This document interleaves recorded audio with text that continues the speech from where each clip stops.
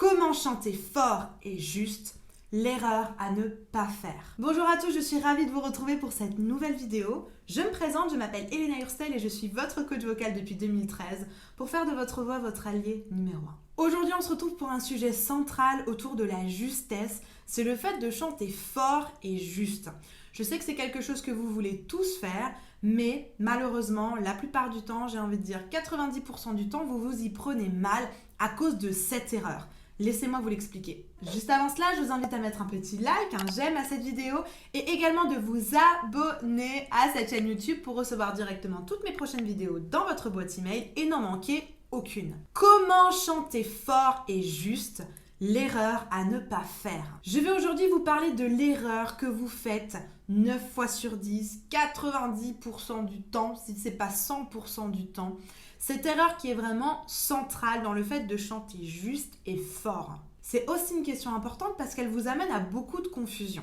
Quand vous entendez des chanteurs qui chantent fort, la première réaction que parfois vous avez, c'est « Oh là là, elle crie !» C'est pas possible, c'est pas beau, elle crie.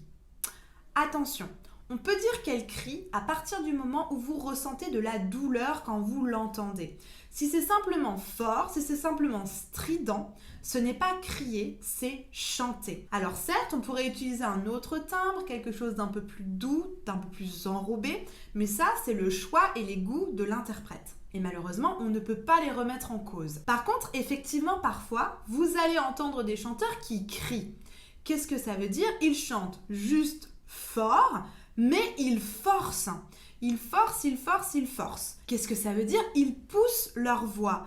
Ils engagent complètement toute leur gorge et ils sont dans un espèce de... Et donc du coup là quand on entend que ça crie et en plus de ça on n'est pas du tout confortable et on a mal pour eux. Ça c'est le cas où je vous l'accorde, on peut dire que le chanteur crie. L'erreur à ne pas faire quand vous voulez chanter fort et juste, c'est à ne pas forcer. Souvent malheureusement dans notre vie quotidienne, le fait d'être fort, le fait de parler ou de chanter fort, c'est lié dans notre inconscient avec le fait de crier. Attention, on se fait très mal. Quand on crie, quand quelqu'un crie, quand vous êtes sur un manège et que vous hurlez tout le long parce que vous avez peur, le lendemain vous êtes aphone. Quand vous êtes énervé et que vous criez sur quelqu'un, le lendemain vous êtes aphone.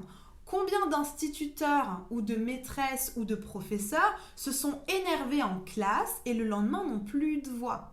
J'ai même eu le cas de mon avocate qui a tellement crié pour défendre son parti qu'elle n'avait plus de voix. Oui, ça c'est crier. Mais du coup, j'apparente crier à forcer. Parce que ce phénomène de crier, de forcer est exactement le même. Il va solliciter les muscles de la gorge qu'on appelle les muscles constricteurs. Il est possible de parler fort, de chanter fort et juste sans utiliser votre gorge, sans forcer. Pour ce faire, il y a des petites choses, des petits paramètres que je vous invite vraiment à installer pour vous permettre de chanter fort, juste, de même chanter aigu sans vous faire mal. J'ai plusieurs vidéos qui y répondent, n'hésitez pas à aller les regarder. Faites attention quand vous sentez quelque chose dans votre gorge. De manière générale, quand vous sentez quelque chose qui vous fait mal, c'est mauvais signe. Ça veut dire forçage vocal. Donc vraiment, évitez de vous servir de votre gorge et à la place, mettez les bons outils. J'espère que cette vidéo a répondu à vos questions, qu'elle aura levé le voile sur quelque chose d'important qui est le forçage vocal. Si toutefois vous avez encore des questions ou des commentaires, n'hésitez pas à me les laisser juste en dessous. Je me ferai un plaisir d'y répondre personnellement. En description, je vous ai laissé un petit sondage. Il est très important pour moi parce qu'il va me permettre d'apprendre à mieux vous connaître. Je vous invite donc à cliquer sur le lien de ce sondage, à y répondre pour me faire parvenir vos réponses. Avant de partir, ne partez pas trop vite, mettez-moi un petit like, un petit j'aime à cette vidéo. N'hésitez pas non plus à la partager, je suis sûre que cette question va concerner plus d'une personne que vous connaissez. Et n'oubliez pas non plus de vous abonner à cette chaîne YouTube si ce n'est pas encore fait. Vous allez recevoir toutes mes prochaines vidéos directement dans votre boîte email.